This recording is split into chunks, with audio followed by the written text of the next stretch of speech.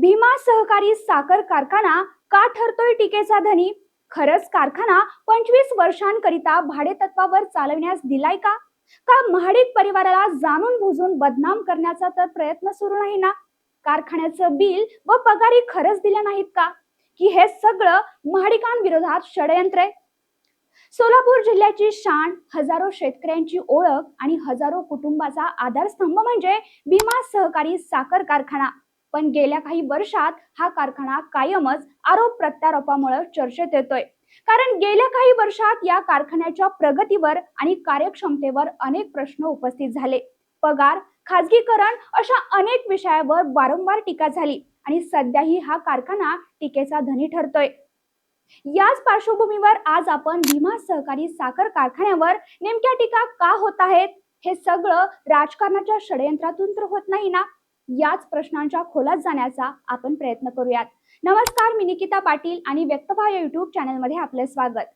पंढरपूर, मंगळवेढा आणि मोहोळ अशा 3 तालुक्याचे कार्यक्षेत्र असणाऱ्या भीमा सहकारी साखर कारखान्याची स्थापना 1974 मध्ये मोहोळ तालुक्यातील टाकळी सिकंदर येथे झाली. स्वर्गीय भीमराव दादा महाडिक यांनी केली आणि 2011च्या निवडणुकीत विजय मिळवत कारखान्याची धुरा अध्यक्ष म्हणून खासदार धनंजय महाडिक यांच्याकडे आली. नंतर 2022 साली विजयाची हॅट्रिक घेत खासदार धनंजय महाडिक यांचे सुपुत्र विश्वराज महाडिक यांची चेअरमनपदी नियुक्ती झाली. आता या कारखान्यावर टीका करत महाडिक यांना कोल्हापूरमध्ये चांगलंच धारेवर धरण्यात आले. पण यात किती फॅक्ट आहे, म्हणजेच आपण प्रत्येक टीकेवर सविस्तर चर्चा करूयात. आता असं म्हटलं जातंय की भीमा सहकारी साखर कारखान्याची बिले प्रलंबित आहेत. तो शेतकरी संघटनेचे प्रतिनिधी सांगत आहेत की भीमा सहकारी कारखान्याची सर्व बिले देऊन 100 रुपये जास्तीचा दर दिलेला आहे. हे संपूर्ण सोलापूर जिल्ह्याला ठाऊक आहे.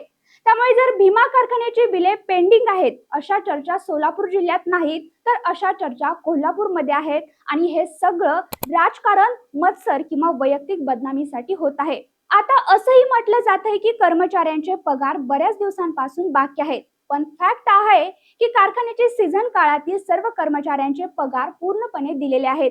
पण ऑफ सीझन म्हणजेच कारखाना गळीत हंगामात बंद असताना, म्हणजेच कर्मचारी ब्रेकवर असतानाच्या कालावधीतील पगार थकीत आहेत. तेही सतत दुष्काळी परिस्थिती, मानवनिर्मित अडचणी यामुळे गाळप खूपच कमी प्रमाणात झाले. त्यामुळे त्या ऑफ सीझन काळातील काही महिन्यांचे पगार थकीत राहिलेले आहेत असं कारखान्यांकडून सांगण्यात येते. परंतु तरीही कायद्यानुसार जो काही पगार देणं बाकी आहे तो देण्याबाबत कारखाना प्रशासन सकारात्मक दिसत आहे. त्यामुळे आता असंही म्हटलं जातंय की काही लोक राजकीय हेतून स्वतःच्या स्वार्थासाठी महाडिक परिवाराच्या बदनामीसाठी हे सर्व करत आहेत. आता सर्वात महत्त्वाचा प्रश्न म्हणजे कारखान्याच्या खासगीकरणाचा. खरं पाहायला गेलं तर 2025 मधील कारखाना वार्षिक सर्वसाधारण सभेत धनंजय महाडिक यांनी स्पष्ट केलं आहे की भीमा कारखाना मल्टीस्टेट सहकारी झाला आहे आणि जोपर्यंत चंद्र सूर्य आहे तोपर्यंत भीमा कारखाना सहकारी आणि सभासदांच्याच मालकीचा राहणार आहे. केवळ या सभेतच नाही तर अनेकदा महाडिक कुटुंबानं वारंवार स्पष्ट केलंय की कारखाना खासगी न होता सभासदांच्याच मालकीचा राहणार आहे.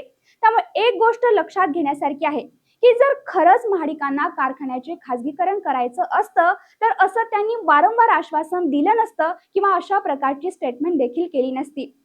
तसेच सध्या भीमा कारखाना एका खासगी उद्योजकाला 25 वर्षांकरिता भाडेतत्वावर चालविण्यास दिला आहे अशा सोशल मीडियावरती पोस्ट व्हायरल होत आहेत आणि याची सत्यता पडताळणी केली असता भीमा कारखाना सुरू करतेवेळी किंवा वार्षिक सभेच्या पूर्वी अशा अफवा पसरविणे जेणेकरून भीमा कारखाना कायमचा बंद पडावा या उद्देशाने काही मंडळी असं कृत्य जाणून बुजून करतायत.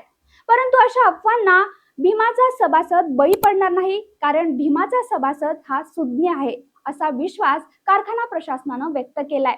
विशेष म्हणजे महाडिक कुटुंबाला कारखान्यावरून नेहमीच डिवचलं जातं, परंतु महाडिकांनी नेहमीच कारखान्याचा हा प्रश्न शांत आणि संयमी मार्गाने हाताळलाय असंच म्हणावं लागेल. कारण खासदार धनंजय महाडिक यांनी या टीकेला शब्दांनी नाही तर आपल्या कृतीतून आणि विक्रमी कामातून उत्तर दिलंय. कारण त्यांनी अतिरिक्त ऊसाचा प्रश्न मार्गी लावण्यासाठी कारखाना कॅपॅसिटी 2500 टीसीडी असताना नवीन 5000 टीसीडी कारखाना उभा करून सहवीज निर्मिती प्रकल्प कार्यान्वित केला. तसेच विद्यमान चेअरमन विश्वराज महाडिक हे कारखान्यावर 200 KLPDचा डिस्लरी प्रकल्प सुरू करणार आहेत. अर्थातच खासदार धनंजय महाडिक व चेअरमन विश्वराज महाडिक यांच्याकडे विकासाची दूरदृष्टी आहे हे स्पष्टपणे जाणवते. आता टीकेला कृतीने उत्तर देणारा हा भीमा कारखाना सोलापूर जिल्ह्याचा विकासाचा महामार्ग बनणार आहे असं देखील म्हटलं जाते. तुम्हाला काय वाटतंय हे आम्हाला कमेंट करून नक्की सांगा आणि अशाच नवनवीन व्हिडिओसाठी व्यक्तव्हा या YouTube चॅनलला आता सबस्क्राईब करा.